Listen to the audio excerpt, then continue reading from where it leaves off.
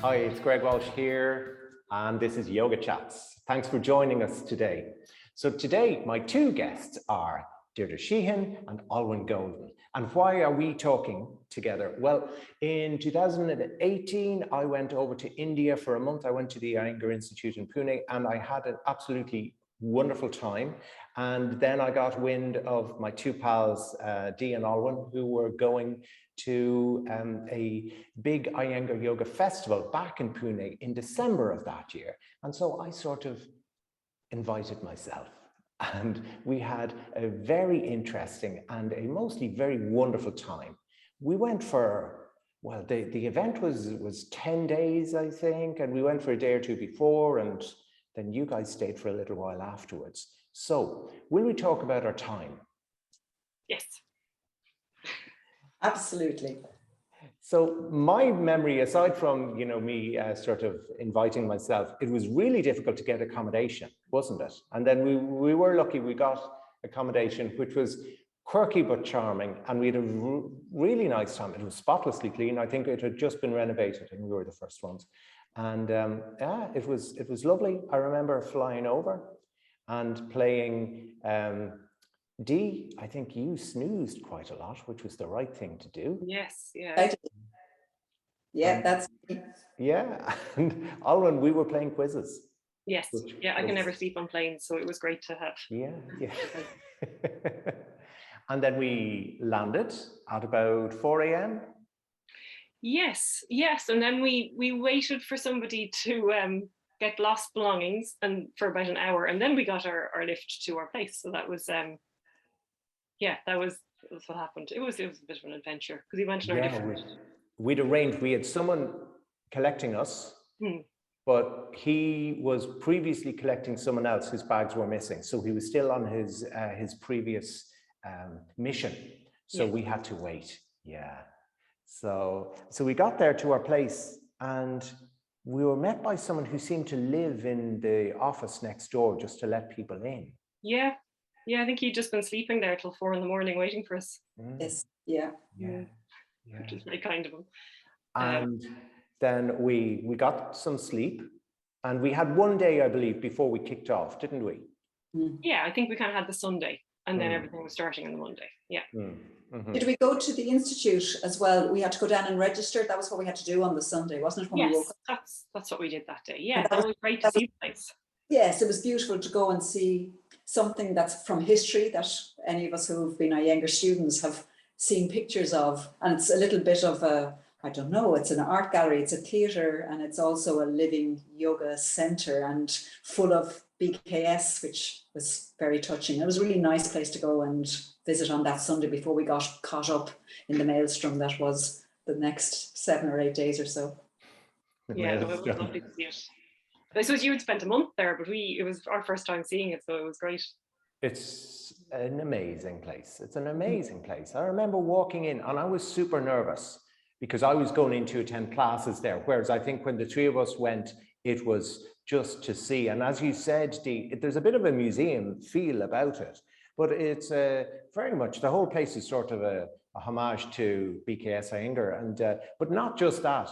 It was sort of an extension of his house, and it was full of his things and his props. And I know the first time I went, I remember being quite awed that this amazing man who has been an inspiration for us and for millions had like all these props that, we've used lots of props over the years, but he had created them and then he'd battered them around using them for years. And all of this stuff, like, to me, it brought it very much home. I felt I got a bit closer to the heart of yoga going in. And it was just a lovely, warm and welcoming, warm place. I mean, the warm affection I found as soon as I walked in really surprised me, because I expected to be barked at. And it was barked at later, but the first impression was, and I remember a friend brought me in, and I was walking in, and I was like, what can I do? There's all these props. What's that for? And she said, I don't know, go find out, give it a go, try it out. And I loved that. It surprised me how playful It was. The energy was really playful. But that's getting off the topic. So we did that on that day, and we ate some great food. Yeah. We could talk about the food for 20 minutes. For me, at times, the food was the best part, because the food is so good. It's so good. The doses. It's all on the chai. Yeah, it's all lovely. And the chai, yeah. And then we had to, so on the Monday, we had to, what time was it? We had to get a bus to the location. Early, yeah. I think about 7:30 in the morning or something like that, because we had quite a number of miles to travel on what were officially probably highways, but some of them were quite poor roads. And I seem to remember a number of animals that we had to navigate around on our way, going to this really modern facility, this really wonderful campus for athletes. But it was an early start in the mornings. It was a basketball arena of some sort, I think, but it was huge. And so in terms of yogis, there were 1,300 is my recollection, easily managed. And because it was Iyengar Yoga organizing it, organized to the ears. It was brilliantly organized, I have to say. Yeah, no, it really was, because you had, your designated space and you moved around each day. So you weren't either up at the front all the time or down the back all the time. So they arranged it really well. So yeah, they arranged it very well in terms of who spoke what languages. So you were always when you were moving in a group that spoke the same language as you did. And I think they kept those who didn't speak English in very particular parts, even though they moved them around as well. I always seem to remember Chinese and Russians being more in the center. I think it was to help their translators easily have a direct beeline to the stage, but they were really good on the tech, and it was a very good idea with 1,300 people to rotate you around so you had different experiences. Unfortunately, I think we have mentioned before, there was always that piece of trying to line up where you were going to be on the day with who was going to be teaching, because there would be some teachers who we may name along the way where you would prefer to be down the back, and some teachers where you'd like to be in the middle, and some where you'd be really happy to be up the front, and it was always a challenge. Yeah, there's always the fear coming in the morning, who's teaching and where are we going to be? I know, because we didn't know. So the main two teachers were Prashant Iyengar and Geeta Iyengar. And we didn't know, was it going to be 4 days of one and 4 days of the other, or was it going to be one day? We'd no idea. And when you would come in, and there were different, it was a bit like going to Croke Park. It was like going to a huge rugby match. In yoga terms, you would come in, from different people were coming in through different gates, and you were processed, and we had a tag and you were scanned. I still have the tag at home. We all have we got a pack of gear, which was like the organization of that was amazing. And my friend who brought me to the Institute the first time on my previous trip over there was one of the organizers of the huge team of people who were packaging all of this. Okay. And when we came in, there were large screens on either side of the stage, and they would show you, we were group, 813, let's say, and 813 was in such a block. Do you know what reminded me of? In 1979, being from Drogheda, the Pope came to Drogheda.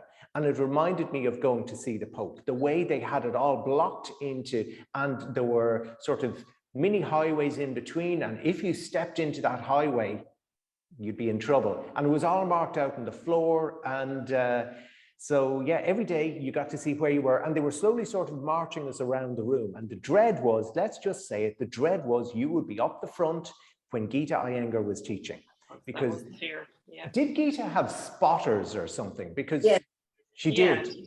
She had spotters, and I think they must have flagged a bit because her eyesight couldn't have been that brilliant. Not that good, no. But I lived in that dread of, I heard her saying, "Woman in the blue t-shirt," and I went, "Oh God, I'm wearing a blue t-shirt. Is it me?" And I think Aisling was one side of me going, "Don't think it's you." And I was praying it wasn't me, and thinking if only I had a second t-shirt in my bag, I'd have changed my t-shirt on the spot rather than have drawn attention to myself that would not have been wanted. Now, there's a lesson in that. I remember the previous time I was there, I had a bright purple t-shirt, and I walked in one morning, and someone said, "You're brave."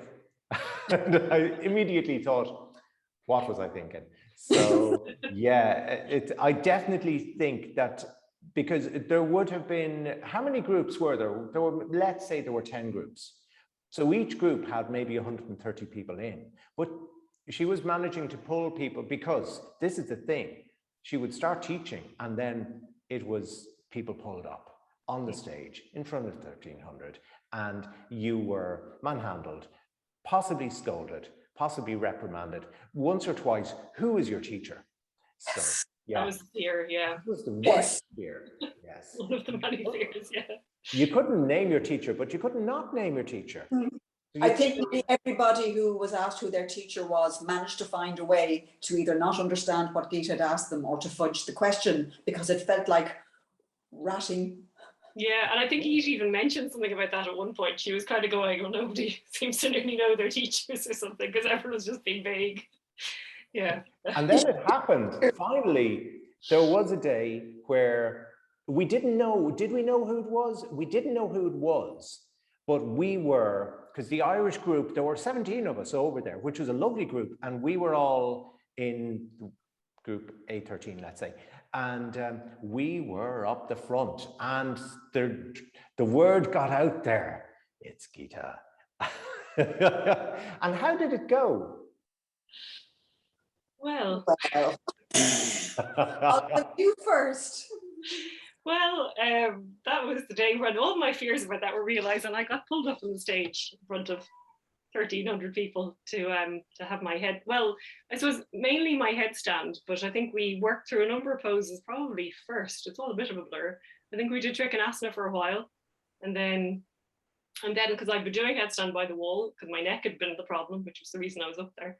And then she got me to do headstand on the stage, and I was thinking, this isn't the place I would have hoped to do my first unsupported headstand in a few years. And then I think we got the horse thing out, or that was already there. So, and there was, I think, 3 of the senior teachers assisting at once. So it was and now Indian senior teachers are, top 5 teachers in the world, senior teachers, rather than, European senior teachers or whatever, which there are a few of. So yeah, these are world-class teachers who we all know by their first names, and also in their own teaching space, possibly slightly dread. And they were all doing Geeta's bidding on your neck. yes, yeah. How did it work? Well, no, the headstand, definitely she gave me some great pointers for headstand. And I suppose the other things were a little bit harder to do without 3 senior teachers there. But still, you can bear them in mind and use different props, and so that was helpful. But it was a little bit terrifying at the time. I seem to remember, you were in the pose and your legs were supported somewhere. Were they possibly over someone's shoulders or something? But did you have a belt around each shoulder and you'd 2 teachers lifting you up and out or something like that? There was something I've forgotten. There was something we were doing with the horse where I think, I was being held, I was kind of having to go over it, and so I wouldn't tumble over. I had I think 1 senior teacher on either side holding me, and to get some sort of, I think, extension along my trunk. I think might have been looking at your hips at that point, and that's probably the reason you were over the yeah, it was kind of to try and get, because I suppose I think we had looked at the Trikonasana because we were identifying lots of imbalances on either side. So different ways or different levels of extension on either side when I was doing Trikonasana. So I think that was probably trying to address that issue. And I remember regretting the fact when I was upside down on headstand that I hadn't taken little loops on t-shirts that you can use to hang up.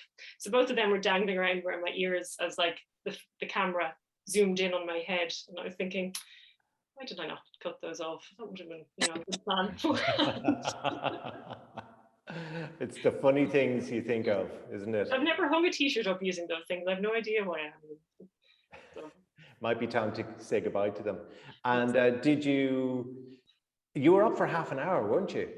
So yeah, it was it was a bit of a blur, because I think I was left to last, and I was sitting at the back of the stage going, hopefully they'll run out of time, please God, let them run out of time. But no, they definitely didn't run out of time. So yeah, I think it was a half an hour. Yeah, and I remember you coming back down, and all of the Irish crew were looking at you, not knowing if we should, you know, congratulate you or slap you on the back or hug you and ask you, were you okay? And I think probably all of the above. Yeah. And then, because then I was like, okay, well, that's over. And then for some other set of poses we did, she was like, okay, all the people who are up on stage, come over here. And I was going, oh my God, there's more. But it was actually fine. We just went and practiced on some steps instead of being with our group. So it was fine in the end. It wasn't back up on the stage. The main fear. I think that was the same time frame that I chose when we were asked about doing Shirsasana, that I, not thinking what length it might be, did not go to the wall, as most accomplished Shirsasana participants did. I couldn't believe there were so many experienced people. They were all heading over to the wall to do their headstand. So I foolishly, with a lot of ego involved, not realizing the half of it, did it freestanding. And I think the longest I had ever stood on my head at that point was about 8 minutes, and that was for an exam. And I was beaten after it. And I think when we came down, Greg, I think you might have been on one side and Aisling Gert might have been on the other side. I think we'd been up for between 15 and 17 minutes. And it was fear that kept me up rather than anything else, because if you came down, you were again, the movement would draw attention to you. But I still think about that one and only Shirsasana on that day. The 17-minute Shirsasana, yeah. It's funny, I found that I did things that I would not do at home. I would not be able to do at home. Like that, I would struggle to hold a 17-minute Shirsasana. But there, it's just like, you know, I just felt like I was frozen in time and space until I was told to come back down. But it worked. I think the energy, the adrenaline of being there with so many people, there was something wonderful about it like that. I thought there were some really quite transcendental moments like that we all got to push through our practice. And then there were moments where the teachers would start talking and you'd sit down for 45 minutes and get cold again. And there were moments I found challenging like that. So, but it was all in, it was a very good experience. I was having a bit of a challenging time because the ethics committee were talking to me about, they didn't like a couple of things that I was doing. So like they didn't like that I run an eclectic yoga studio, not a pure Iyengar yoga studio.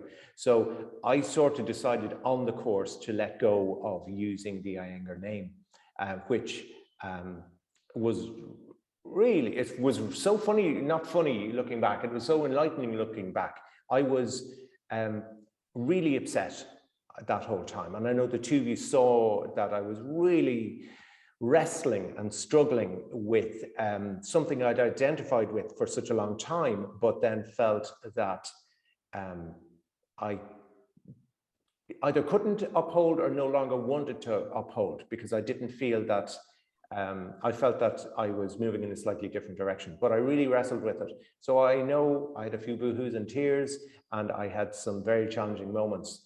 And so I came back with mixed feelings from it. The yoga was really mostly wonderful, though there were some moments I found to sit down and listen. Times I would rather listen in Trikonasana in a way, but it was a very challenging time, but it was the right place, I guess, for me to go through that soul searching. So, yeah. And it really, I felt it being in with so many Iyengar practitioners, it gave me a clarity, and I was able to go, okay, I am going to slightly move direction. So I was grateful for that as well. And we had Gita Iyengar, we had Prashant Iyengar. Would you say anything about Prashant? Well, you got a lot of sitting and hip opening poses with Prashant, only because I suppose it turned into, I think, a bit more philosophy and a bit less asana than we were expecting. Yeah. So yeah, because I suppose as well, it didn't turn out he was the first 4 days. He was. So yeah, so that was our kind of introduction to it was initially a lot of sitting and listening. So kind of moving between, Swastikasana to Virasana to really at your own pace. So yeah, it was yeah, I suppose for me certainly Gita style, apart from the slightly scary stage. Gita worked us. Gita just yeah, powered.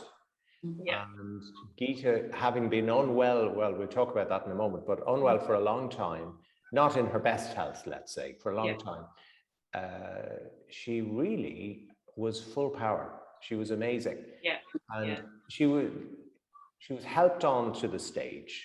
And then she had this wonderful seat and she directed everything from the seat. She wasn't moving at all herself. Regular Iyengar practitioners would know Gita's story, but if anyone hasn't heard of Gita's story, like her last few years, she did struggle a lot with ill health. So, but she was such a power in her mind and in her clarity and in her vision, and her teaching was so powerful. Prashant, I'm going to say, I felt, from my opinion, having worked with Prashant before, and I have to say, when I went in June of that year, Prashant gave me an insight into yoga that I haven't, how would I say? I felt I got yoga after I met Prashant Iyengar and studied with Prashant Iyengar. I felt that until then, yoga I felt like I was moving through stages of yoga, and I'd open a door and there'd be another practice and another door.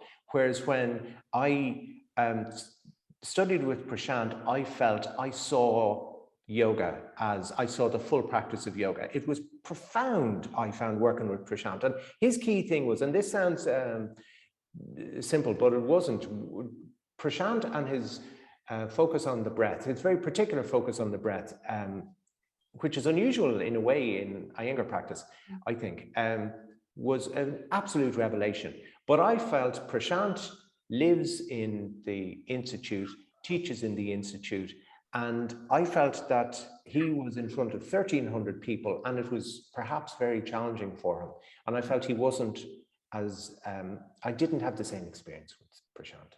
So, it was my first experience of Prashant because it was my first time in India, and having read a fair bit of what he's written before and read since, I think maybe you've put your finger on it. He was not in the place where he could transmit what he has to offer in terms of not just Iyengar yoga, but in terms of yoga. It was the wrong, I think, the wrong forum for him. He didn't, to me, he didn't seem to thrive there. I would have said he was surviving there and he was under extreme pressure. You were very fortunate, I think, to have the experience of him in the Institute, because I agree from any reading that I have done, his level of integration of all the concepts of yoga, and then his distillation to, I think when he puts his mind to it, he can distill the full transmission of yoga into something very tiny, but tiny and piercing, that if you're there, you will get what he is saying. So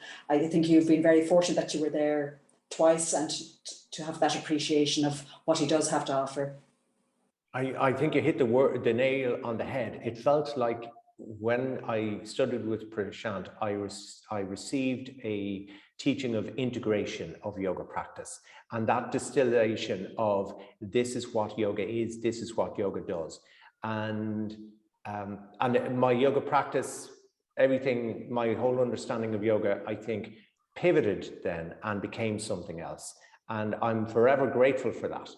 And so when we had Prashant at Yoga Nusasanam, my take was he wasn't in peak form.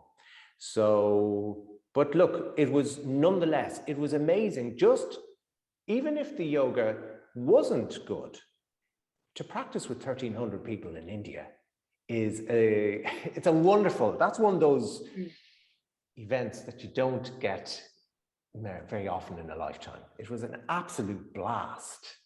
And then the whole experience of them busing 1,300 people into and out of and watching, you know, Iyengar is known for being sticky.